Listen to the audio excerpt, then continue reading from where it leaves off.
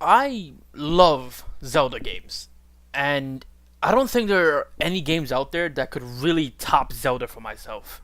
But with how long it'll most likely be until I get a brand new one after Breath of the Wild, I thought I should take some time to look at a game that was heavily inspired by the Zelda franchise.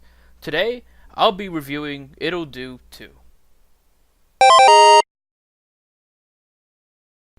Now, let's start off by saying that Ittle Dew 2 is closer to old school Zeldas like A Link to the Past or the original, and it's pretty obvious from the beginning. The game is played from a top down perspective, which is familiar with the games I mentioned earlier, and the game is a lot more lighthearted with its story than Zelda is. The main character just wants to go on an adventure, and she doesn't really care all that much as to why she would go out on an adventure in the first place. There's no real huge backstory or any gods or anything like that, like Zelda does. She just really wants to, and while there is something deeper going on than it first appears, it's completely possible to ignore that altogether and just play what is required. But let me tell you right now, this game rewards you in similar ways like Zelda when you decide to really take a look around. Okay, so for example, the first 7 dungeons of the game can be done in any order, and the gameplay you're seeing right now is a dungeon I picked up at random. So this dungeon can be started at any time just by you exploring. The final dungeon, however, is really the only one that has to be done at a specific point, but I think that kind of works in its favor. The final dungeon challenges the way you approach puzzles, since it's really the only one designed with every item in mind, forcing you to mix items together to solve puzzles. And you know what?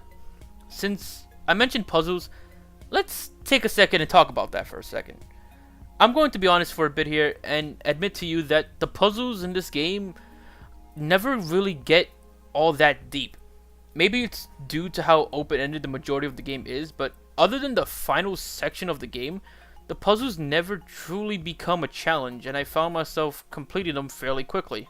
Maybe it's conditioning from all the years of playing Zelda, but they just never really got me stuck for too long. At most, I got stuck for probably a minute or so, but never really stuck enough to where it took me to put down the game for a bit and come back to it like Zelda has done to me a couple of times. However, even if that's the case, the combat is where the real challenge is. And that may be surprising coming from a game that's supposed to be Zelda inspired, except for maybe Zelda 1. But it's kind of almost as if Ittle Dew 2 was designed to be a top-down Zelda that focused primarily on the combat side of things rather than the puzzle solving. Ittle Dew 2's combat has the usual swing-like attack you have in top-down Zeldas, but you also get to roll around, which gives you brief invincibility, and any new items you get also double as help in combat.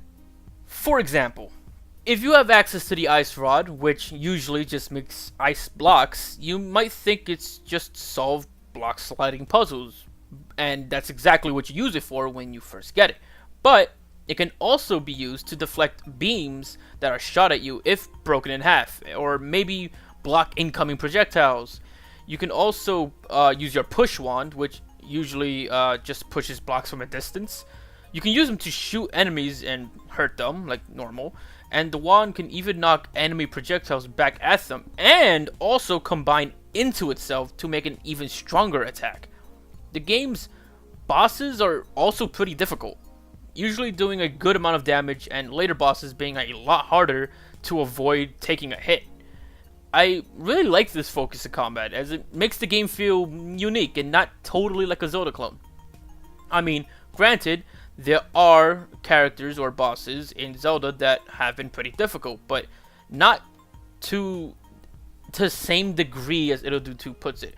It's hard to really explain it, but Ittle Dew 2's combat is done in such a way that is a lot faster paced than your typical Zelda game. Now, let me make this clear that the game isn't perfect, the music isn't really memorable, and the dungeons could have been a bit more exciting, to say the least. Each dungeon has a theme, but they suffer from Zelda 1 type layout. Just rooms and more rooms to walk into. Never really any large and intricate rooms that cross paths, or maybe rooms that could affect other parts of the dungeons in other rooms. It's pretty basic if I'm going to be honest, and I also didn't find the overworld to be too interesting to explore in, but it had its moments due to it being full of secret caves, so it wasn't too bad. Another complaint I have is the game could have benefited from maybe having more dungeons that are required as the main portion of this game.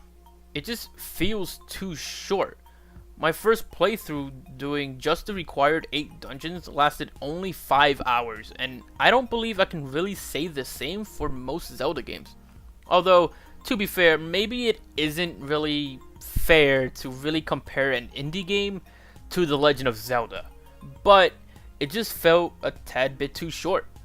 I am, however, grateful that there are ways to extend playtime, since there are a bunch of secrets that is hinted in like the different caves, and one that's hinted much later, and a extra dream world that you could find.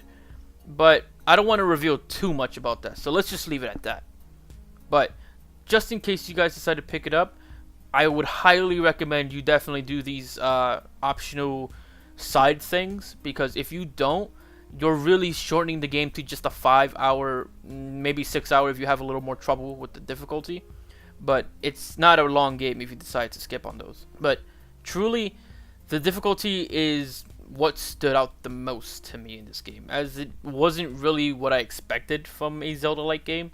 Mind you, this game isn't that difficult when comparing to other games in its style, but let's just say the challenge was welcomed.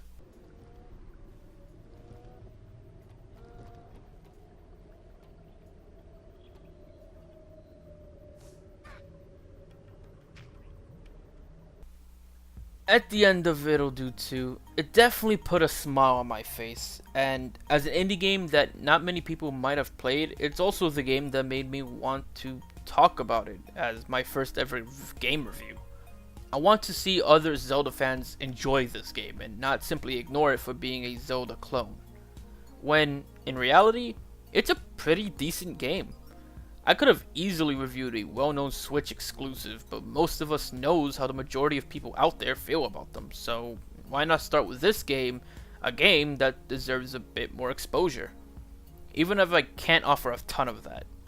In the end, I'm going to give Ittle Dew 2 a 7 out of 10. It's a solid Zelda experience that gives you a challenge and secrets galore, but also lacks interesting dungeon design and has some pretty forgettable music. But thanks so much guys for watching. Feel free to comment what you think about this game. Maybe you're planning on picking it up, or maybe you just don't care and nothing I said in this video really convinced you to try it. But do all the things YouTube loves, likes, comments, and sharing the video with anyone you think would enjoy it goes farther than you can imagine. And I'll talk to you guys in my next video. Later.